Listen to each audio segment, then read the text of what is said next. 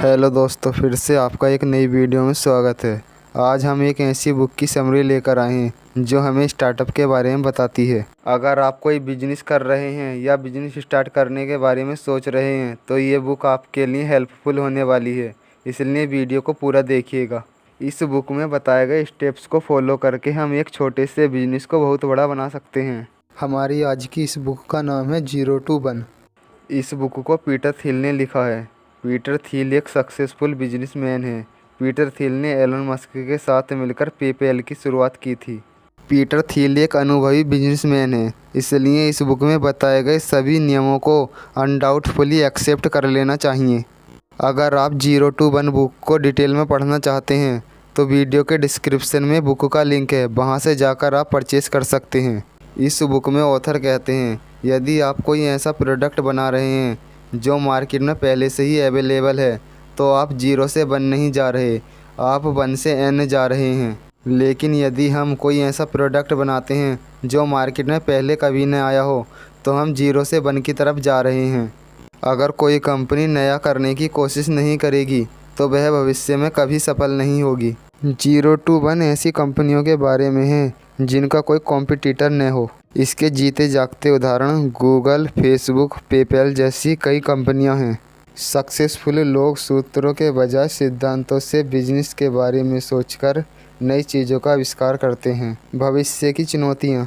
भविष्य आने वाले कुछ पलों का सेट है, लेकिन भविष्य को वे चीज़ें महत्वपूर्ण बनाती हैं जो अभी तक घटित नहीं हुई हैं, लेकिन घटित ज़रूर होंगी। साधारण शब्दों में कहा जाए तो परिवर्तन ही भविष्य है। जब हम फ्यूचर के बारे में सोचते हैं तो हम प्रोग्रेस की उम्मीद करते हैं। हमारी प्रोग्रेस 2 प्रकार से होती है। Number 1, horizontal progress. Horizontal progress में उन चीज़ों की कॉपी करके प्रोग्रेस करते हैं जो मार्केट में पहले से ही अवेलेबल होती हैं। हॉरिजॉन्टल प्रोग्रेस आसान होती है क्योंकि इसकी प्लानिंग के बारे में हमें पहले से ही पता होता है। हॉरिजॉन्टल प्रोग्रेस का ग्राफ हमारे पास पहले से ही होता है। Number 2, vertical progress. Vertical progress को ही 0 to 1 कहते हैं। वर्टिकल प्रोग्रेस चुनौतीपूर्ण होती है। 0 to 1 जाने का मतलब किसी ऐसी चीज़ को मार्केट में लाना है जो पहले से मार्केट में अवेलेबल ना हो। वैश्वीकरण हॉरिजॉन्टल प्रोग्रेस का उदाहरण है, जबकि तकनीक वर्टिकल प्रोग्रेस का। ज़्यादातर लोग सोचते हैं कि वैश्वीकरण में ही भविष्य है, लेकिन ऐसा नहीं है। भविष्य तकनीक में ज़्यादा सुंदर एवं सुरक्षित होता है। यदि आप पुरानी जीवन शैली को अपनाएंगे तो धन से ज़्यादा प्रदूषण उत्पन्न होगा। स्टार्टअप की सोच। नई सोच और नई तकनीक के साथ शुरू किए गए उद्योग को ही स्टार्टअप कहते हैं। स्टार्टअप उन लोगों का समूह है जो नई सोच के साथ एक अलग भविष्य का निर्माण करते हैं। इस बुक में हम उन पॉइंटों पर चर्चा करेंगे जो हमें बताते हैं कि नए स्टार्टअप को 0 से 1 कैसे लेकर जाएं। ऑथर कहते हैं 90s का दौर स्टार्टअप का दौर था। इस समय लोग अच्छी सैलरी वाली जॉब छोड़कर स्टार्टअप शुरू कर रहे थे। लोगों को भ्रम था कि अपने नाम के पीछे .com जोड़ने से उनकी वैल्यू बढ़ जाएगी।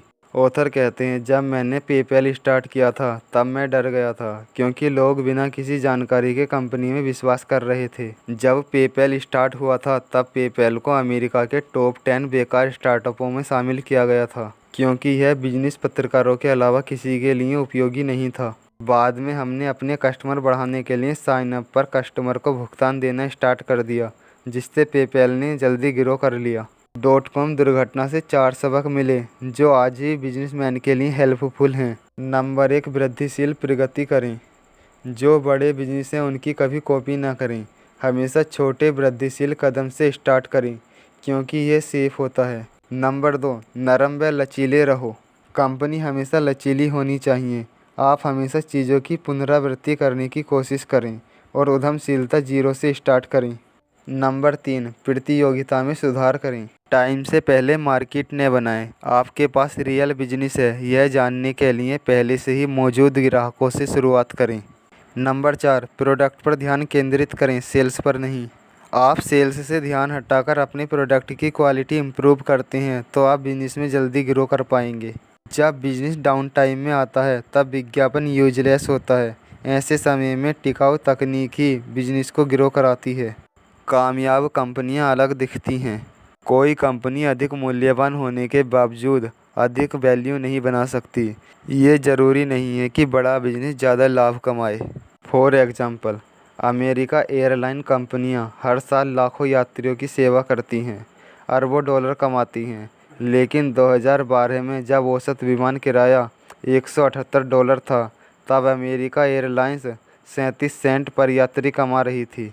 अगर हम उनकी गूगल से तुलना करें, जो कम धन लेकिन लाभ अधिक कमाता है। गूगल ने 2012 में एयरलाइंस की $160 बिलियन कमाई के मुकाबले $50 बिलियन कमाए। अपने रेवेन्यू का 21% लाभ कमाया। अकेला गूगल अमेरिका एयरलाइंस का 3 गुना अधिक कमाता है। इसका रीज़न है एयरलाइंस एक दूसरे के साथ कंपटीशन करते हैं, जबकि गूगल का कोई कॉम्पिटिटर नहीं है। इससे पता चलता है बिजनेस दो प्रकार के होते हैं। Number 1 perfect competition, number 2 monopoly. Perfect competition में आपके पास मार्केट पावर नहीं होती है। इसमें आपको वस्तु मार्केट के रेटों पर बेचनी होती है। इसमें न्यू कॉम्पिटिटर आएंगे और कस्टमर की डिमांड को पूरा करेंगे, जिससे वस्तु की कीमत गिर जाएगी और धीरे धीरे मुनाफे भी कम होते जाएंगे। Number 2 monopoly. Monopoly perfect competition के ठीक उल्टा होता है। इसमें मोनोपोली बाजार का ओनर होता है, इसलिए यह अपनी कीमतें खुद निर्धारित करता है। मोनोपोली में कोई कंपटीशन नहीं होता, इसलिए प्रोडक्ट की क्वालिटी एंड प्राइस तालमेल पर रहते हैं, जो इसके प्रॉफिट को हमेशा ज़्यादा रखते हैं। मोनोपोली या जीरो टू बन जाने का गूगल सबसे अच्छा उदाहरण है। हमें समाज द्वारा मोनोपोली एंड परफेक्ट कंपटीशन के बारे में अनेक भ्रम मिलते हैं। आइए इन्हें एक एक करके जानते हैं। हमें बताया जाता है मोनोपोली करने वाले खुद को बचाने के लिए झूठ बोलते हैं।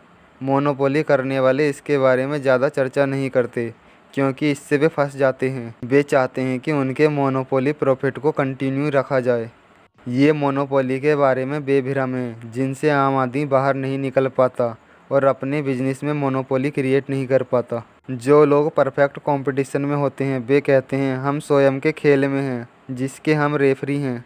एक नॉर्मल बिजनेसमैन अपने बाज़ार को छोटे छोटे बाज़ारों में परिभाषित करके अपने सीक्रेट सबको बता देते हैं। इसके विपरीत मोनोपोलिस्ट अपने बाज़ार को कई बड़े बड़े बाज़ारों के संघ के रूप में तैयार करके अपनी मोनोपोली को छिपाते हैं। प्रतिस्पर्धा की विचारधारा। क्रिएटिव मोनोपोली का मतलब उस नए प्रोडक्ट से है जो सभी के लिए उपयोगी व निर्माता के लिए लाभदायक हो। लेकिन लोग फिर भी कंपटीशन को अच्छा मानते हैं, क्योंकि यह एक आर्थिक अवधारणा नहीं है। हम जितना अधिक कंपटीशन करते हैं, लाभ उतना ही कम होता है। कंपटीशन बिक्री को तो बढ़ाता है, लेकिन लाभ को कम करता है।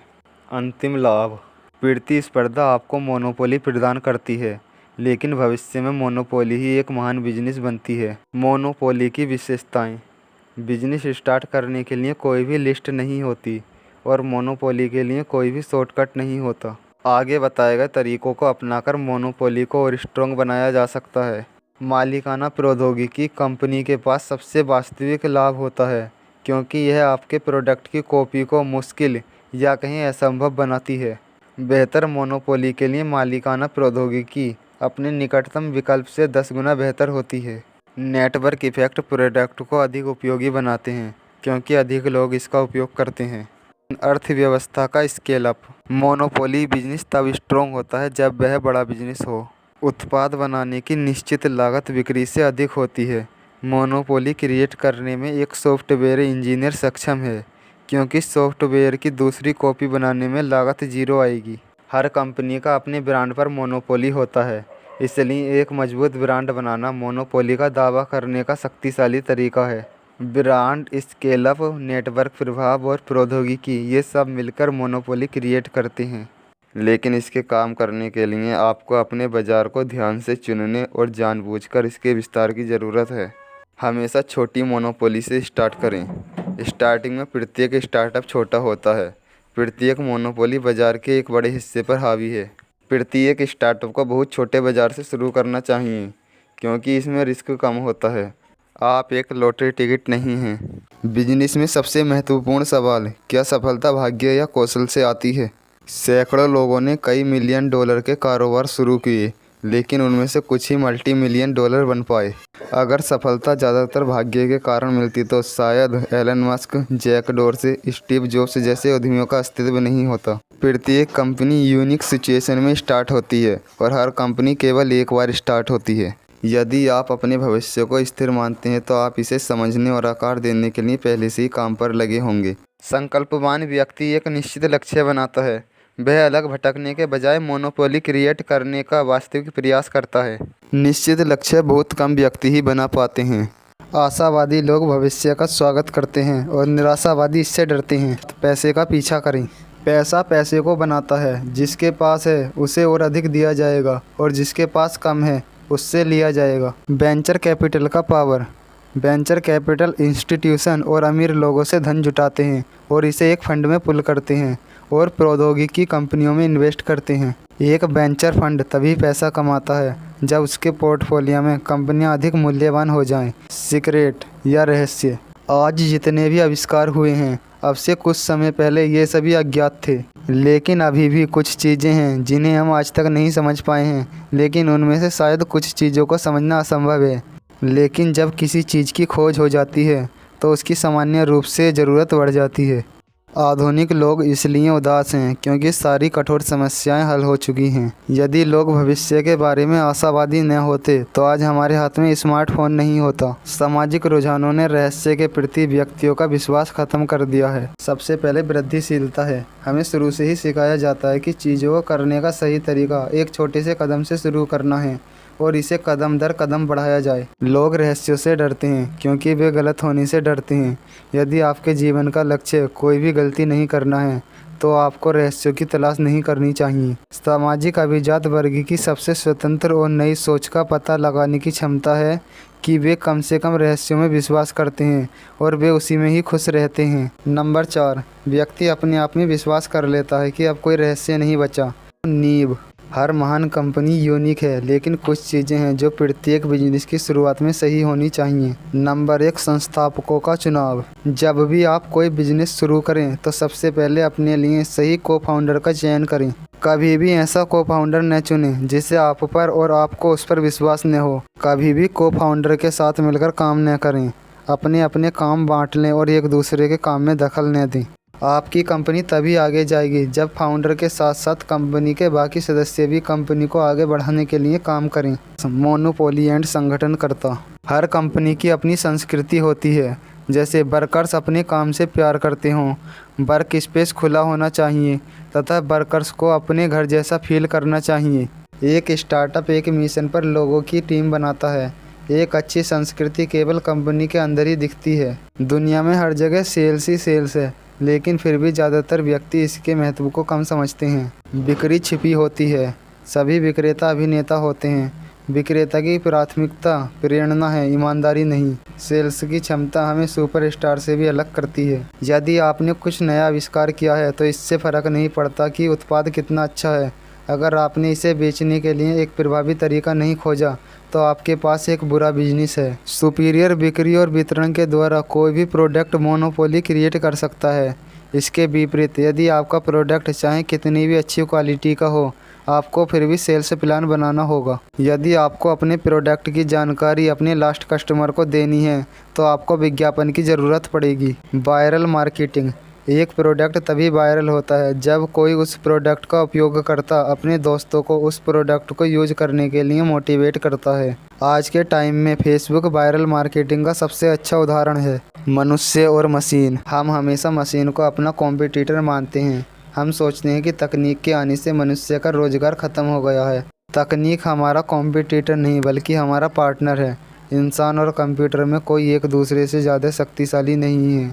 मनुष्य और मशीन के बीच अंतर का मतलब है कि कंप्यूटर से काम करने के लाभ अन्य लोगों के साथ काम करने के लाभ से अधिक हैं। कंप्यूटर के साथ मनुष्य की पूरकता आपके बिजनेस को बहुत बड़ा बनाती है।